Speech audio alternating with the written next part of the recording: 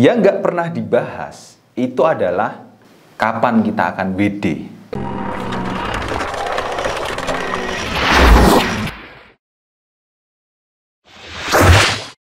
Halo teman-teman, selamat datang di channel saya, Ardi Novianto Putra. Ini bukan sponsor ya, karena saya memang baru selesai webinar di ruang lanjutan Lokal XM. Dan kemudian saya muncul ide nih ya. Ide untuk membuat video ini ya, untuk sharing mengenai trading tentunya. Nah, selama ini yang paling sering dibahas di materi-materi edukasi mengenai trading forex itu adalah bagaimana cara melakukan analisa teknikal, analisa fundamental, ya, kemudian money management, ya, lalu psikologi trading, price action, dan lain-lain sebagainya. Pokoknya yang berhubungan tentang hal teknis di dalam trading. Tapi yang nggak pernah dibahas itu adalah kapan kita akan WD, ya. Jadwal kita WD itu kapan? Nah, orang ketika trading, ketika deposit, itu tidak menentukan kapan mereka akan withdraw, ya, dan efeknya adalah mereka akan terus deposit terus. Makanya kalau di luar sana, di komunitas trading, ada yang ngeluh trading nggak pernah WD tapi deposit terus. Lah, masalahnya adalah mereka itu nggak menentukan kapan akan WD-nya, ya, sehingga mereka akan deposit terus seperti itu, ya. Kalau teman-teman itu menentukan kapan saya akan withdraw, maka kita nggak akan mengalami yang namanya deposit terus sampai dengan saat ini, itu ya. Nah, jadi di Gain Hunter kita punya ritme untuk deposit dan withdrawal, ya. Jadi supaya seimbang harus ada, kalau kita deposit artinya kita harus withdraw, dan withdrawalnya itu kapan itu juga ada penentunya. Di video kali ini akan saya jelaskan mengenai kapan kita akan withdraw. Ada 3 caranya ya. Nah, buat teman-teman yang pengen belajar trading dan pengen dapat bimbingan dari saya, teman-teman bisa langsung belajar di gainhunter.com/free. Silahkan masukkan data diri teman-teman di situ ya, nama, alamat email, dan juga nomor WA. Nanti akan secara otomatis saya WA dan teman-teman bisa langsung chatting langsung dengan saya secara personal. Jadi akan lebih masuk ilmunya nantinya. Silakan teman-teman daftar di gainhunter.com/free ya. Oke, jadi permasalahan selama ini ketika orang itu akan trading, mereka nggak menentukan jadwal withdrawalnya itu kapan ya.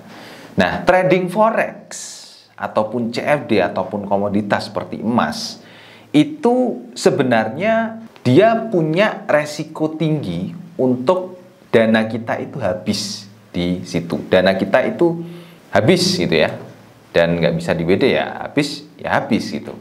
Artinya trading dengan instrumen ini itu tidak cocok untuk dilakukan compounding ya. Pasti ketika kita berniat untuk compounding, seberapa lama akun kita akan bertahan, misalnya ya paling lama 1 tahun 2 tahun itu pasti akan habis juga kalau kita nggak tarik. Karena sistemnya gini, kita di trading forex ini kan pasti akan mengalami rugi. Rugi itu pasti ya di dalam trading forex.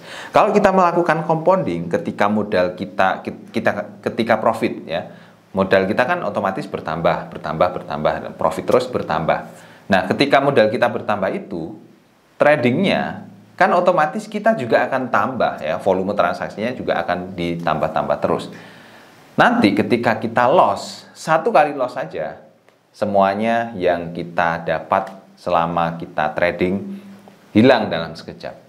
MC ya. Makanya trading forex CFD ataupun yang memiliki resiko mengalami kerugian sampai habis ya, mengalami kerugian sampai 100% ini, saya anggap tidak cocok untuk dilakukan compounding. Kalau teman-teman mau compounding, ya compounding di saham, reksadana, deposito, tabungan yang berbunga, silahkan ya.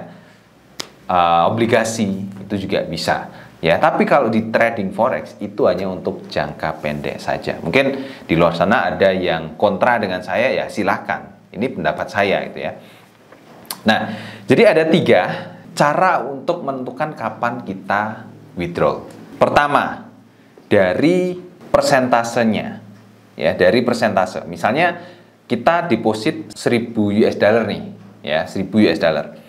Nah, kita sebelum deposit itu sudah menentukan nanti saya akan WD setelah uang 1000 US dollar ini berkembang atau profitnya sampai 20%, katakanlah itu. Kalau masih belum puas sampai 50% itu. Ya, ini kayak menentukan take profit kita ketika trading lah, gitu ya. Macam gitu. Terus jangan hanya profitnya saja yang dipikirkan, tetapi ruginya juga harus dibatasi dong, ya. Jadi sama kayak kita pasang take profit, stop loss-nya juga harus dipasang. Jadi misalnya saya akan WD ketika kerugiannya itu sudah lebih dari atau pas 20%, ya. Jadi saya akan WD kalau profitnya katakanlah 50% ya. Jadi kalau sudah profit jadi uangnya jadi 1.500 US dollar, saya akan WD. Entah berapapun transaksi yang dilakukan, pokoknya profit segitu WD. Dan juga kalau loss-nya sudah melebihi ambang batas, misalnya uang kita jadi 800 US dollar, saya akan WD. Dengan cara ini teman-teman nggak akan pernah kena MC kalau cara ini dilakukan secara disiplin ya.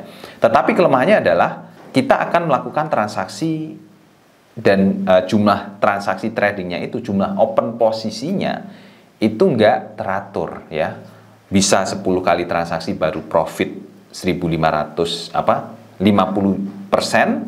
bisa 50 transaksi baru profit 50%. Nah, sedangkan semakin banyak transaksi di dalam trading forex itu juga akan meningkatkan resiko ya. Kecuali kalau teman-teman memang tahan dengan transaksi yang cukup banyak seperti ini.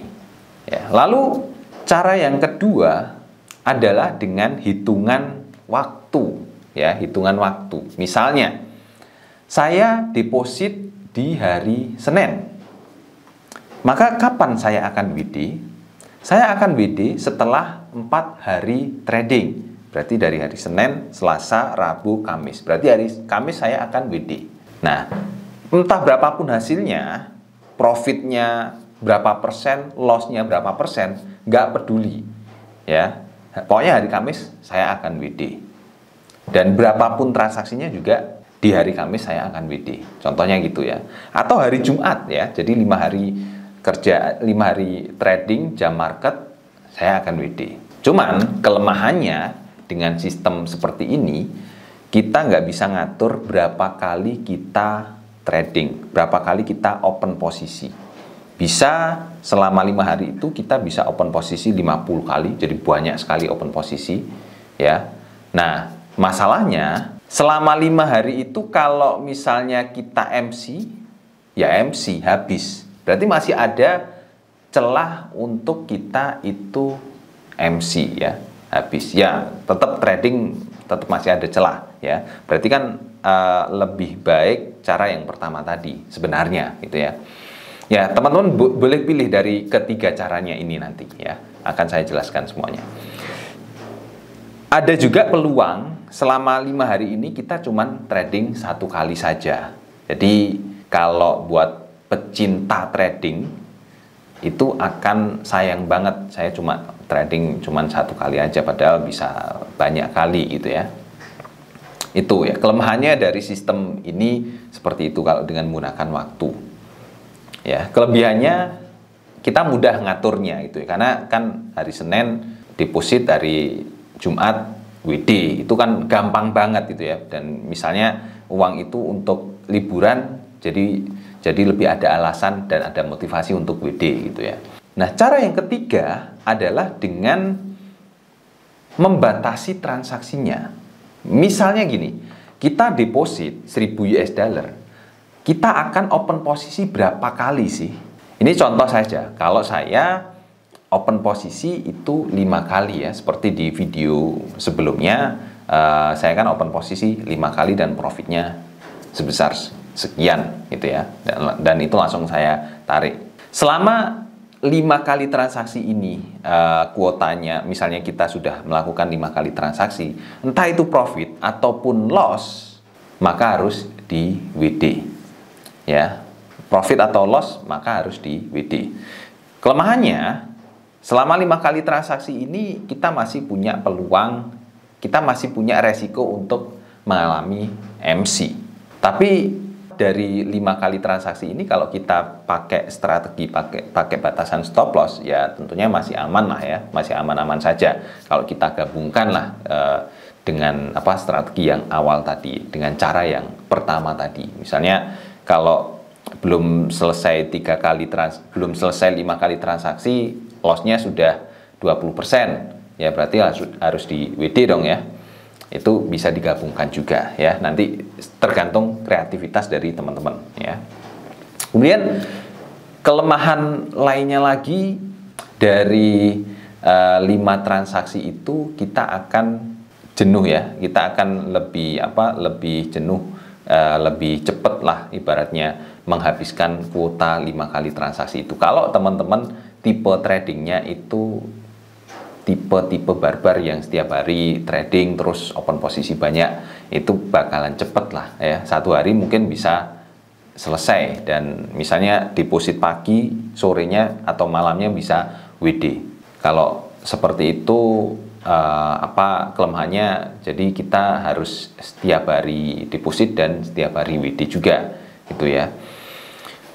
Kelemahannya itu. Cuman saya lebih suka atau lebih memilih cara yang ketiga ini, karena kalau tipe orangnya itu tradingnya hanya mengikuti dari berita saja ya, seperti saya, maka akan lebih enak ya. Misalnya di minggu ini beritanya itu ada NFP suku bunga, berarti minggu ini saya akan trading 2 kali saja, atau di setiap trading ini saya akan trading 2 kali, dan di suku bunganya ya saya akan trading 3 kali. Jadi habis hanya fokus di trading itu saja, dan setelah itu di WD. Sesimpel itu ya. Jadi berapapun hasilnya, rugi ataupun profit, di WD. Jadi hasilnya tidak menentu ya, sama kayak berdagang, sama kayak bisnis juga sama, hasilnya tidak menentu juga. Jadi cara yang ketiga ini adalah cara favorit saya. Kira-kira teman-teman pilih cara yang mana? Silahkan tulis ya pendapat Anda di kolom komentar, atau Anda ada yang kontra dengan cara saya, kita diskusi juga ya di kolom komentar. Diskusi terbuka ya kita ya. Oke, mungkin gitu saja teman-teman untuk sharing saya di video kali ini. Semoga bermanfaat ya buat teman-teman, sehingga bisa menjadikan cara ini bisa digunakan untuk mendapatkan profit di trading, di pasar ya. Terima kasih, sampai ketemu di video selanjutnya. Bye bye.